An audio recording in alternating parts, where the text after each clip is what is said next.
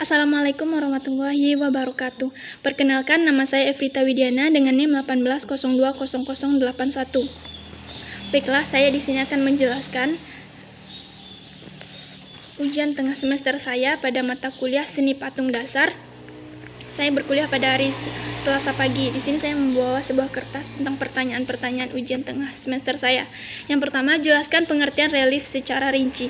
Relief itu adalah sebuah karya yang bersifat timbul, karya 3 dimensi yang berada pada permukaan 2 dimensi. Berarti karya ini bisa dilihat dari berbagai arah atau sedikit ke samping.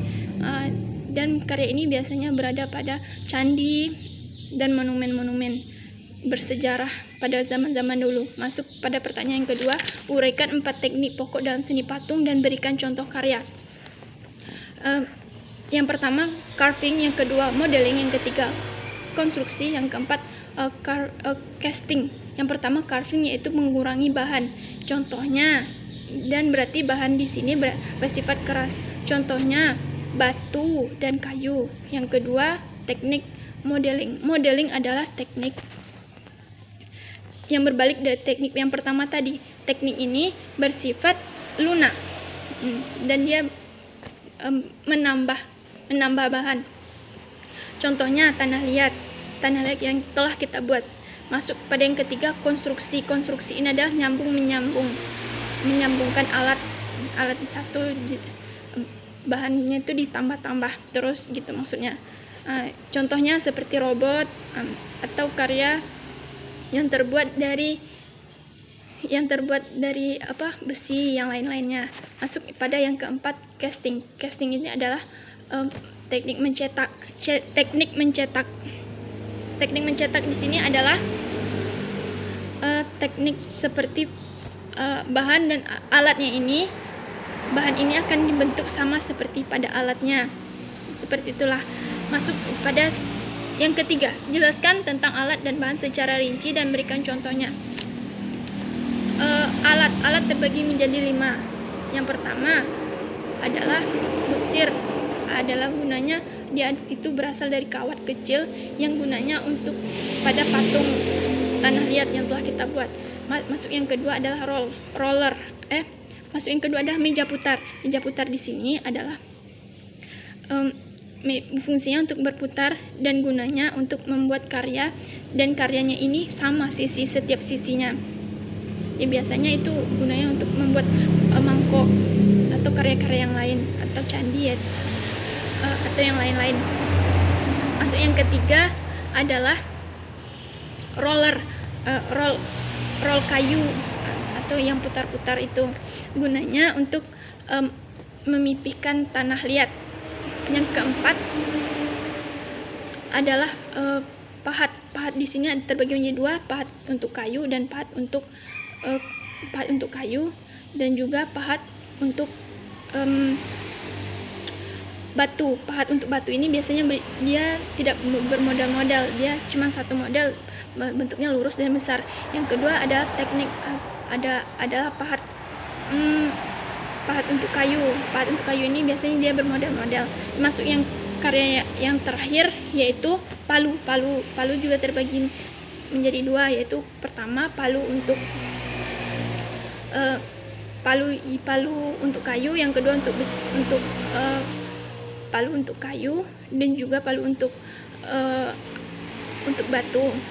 Untuk palu untuk kayu ini, dia itu biasanya terbuat dari pohon jambu biji atau pohon dari sawo matang.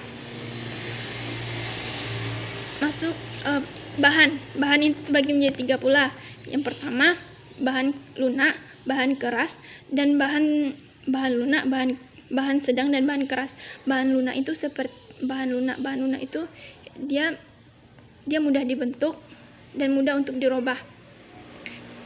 Jadi seperti tanah liat, sabun. Terus yang kedua, bahan yang sedang, dia tidak terlalu keras dan juga tidak terlalu lunak. Seperti kayu waru. Terus yang ketiga adalah bahan yang keras. Bahan yang keras itu seperti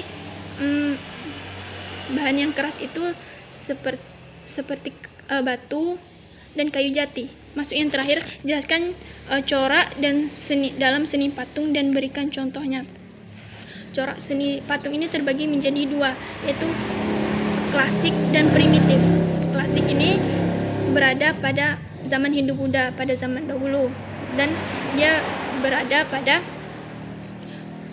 karya-karyanya berada pada Pulau Jawa dan Pulau Jawa sampai Pulau Bali. Terus yang kedua adalah primitif. Primitif ini karyanya berada pada Irian Jaya. Masuk yang kedua adalah karya modern. Tadi coraknya terbagi menjadi dua, corak modern dan corak tradisional.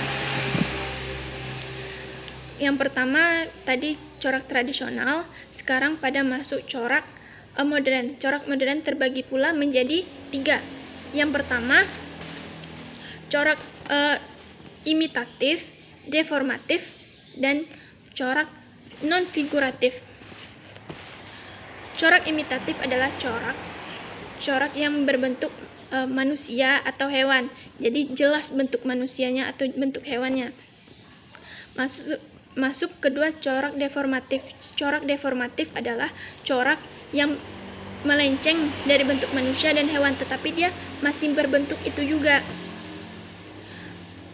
masih jelas bentuknya, ini bentuk manusia, tapi dia imajinasi si pematung.